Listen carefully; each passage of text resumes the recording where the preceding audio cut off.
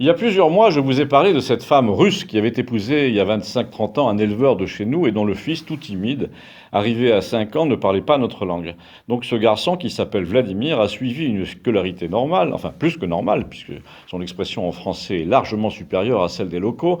Il aurait pu devenir ingénieur car il était très malin et il a fondé une entreprise de menuiserie qui marche très bien. Alors à la fin de l'été, là, je le revois à Campagnol par hasard. Il était de passage pour venir voir sa mère. Il était accompagné de son petit garçon âgé de 5 ans, Mishka, et nous parlions de tout et de rien en attendant sa femme qui devait venir les chercher en voiture au café.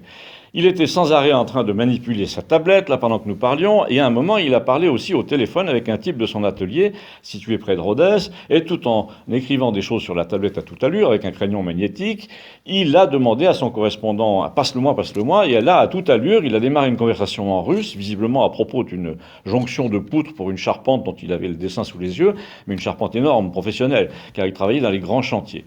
Et les deux mots les plus fréquents étaient slush et écoute et smatri, regarde. Après quoi, il a pris congé de l'autre correspondant en français, il est revenu vers moi en continuant à lire sa tablette et curieusement la conversation a dévié d'un coup sur ce qu'il venait de lire sur internet. Il m'a montré un site où on voyait des vedettes américaines, le genre avant et après une chirurgie esthétique, avant et après avoir pris un coup de vieux. Vous savez, ce sont des sites qui sont des véritables pots de colle qui se glissent à la fin de tous les magazines d'information en ligne et dont les titres accrocheurs sont toujours du genre regardez ce que l'âge a fait de ces vedettes adolescentes, c'est incroyable. Alors je connaissais bien ces sites pour avoir moi-même parcouru la galerie de photos plusieurs fois et j'ai dit étourdiment c'est les seules galeries de ce genre que je regarde parce que comme il est question de gens qui ont vieilli, je connais la plupart des actrices et des chanteurs de cette génération.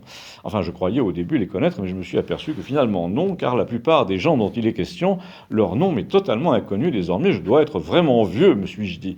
Et il me répond justement c'est ce que j'allais te dire. Moi, qui ai le tiers de ton âge, c'est pas mieux. Et tu sais pourquoi? Parce que c'est pas du tout une question d'âge, c'est une question de culture. Ils sont tous américains là-dedans. Ils y glissent généralement 2 Français sur 40, mais quand tu regardes, en fait, c'est du colonialisme culturel plein pot. Ils te parlent de la famille Kardashian, des rappeurs à la mode en Californie, de toute une famille d'acteurs minables de séries télé. T'as un rappel biographique en bas, ils te disent que les mecs se sont illustrés dans des séries dont tu connais même pas le titre. Ils te parlent de leur addiction bien connue à l'alcool, alors que tu sais même pas qui c'est. Je lui réponds, mais c'est normal, ce sont des sites qui sont là pour attirer les gens, pour leur vendre de la pub. Et donc, en fait, ils sont traduits de l'anglais. C'est bien ce que je dis, me répond-il. En Europe, vous n'avez aucune fierté. Vous vous laissez fourguer toute la journée des trucs qui sont traduits n'importe comment par un robot qui dévaste votre langue et qui vous parle de la vie privée de gens aussi connus en France que Hanouna le serait aux États-Unis, c'est-à-dire zéro. Si tu es honnête, tu t'aperçois que l'Amérique vous a domestiqué complètement, surtout en France. Les jeunes commencent à commenter les résultats du Super Bowl. Vous allez vous mettre à fêter Thanksgiving un jour ou l'autre. Les gosses collectionnent les golds du NBA dans leur chambre. Tiens, là, me dit-il, là, il le montre, je lis une ligne sur Pure People, star dans l'actu. Tu veux que je te lise les noms qu'il y a? Amy Schumer, Kim Cattrall, Kylie McLachlan, Christine Davis, que des inconnus au bataillon.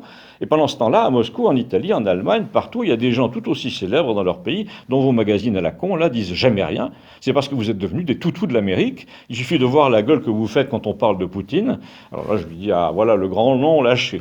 Il est connu au village pour être un fervent notoire de Poutine, de la Grande Russie. Il est très orthodoxe, etc.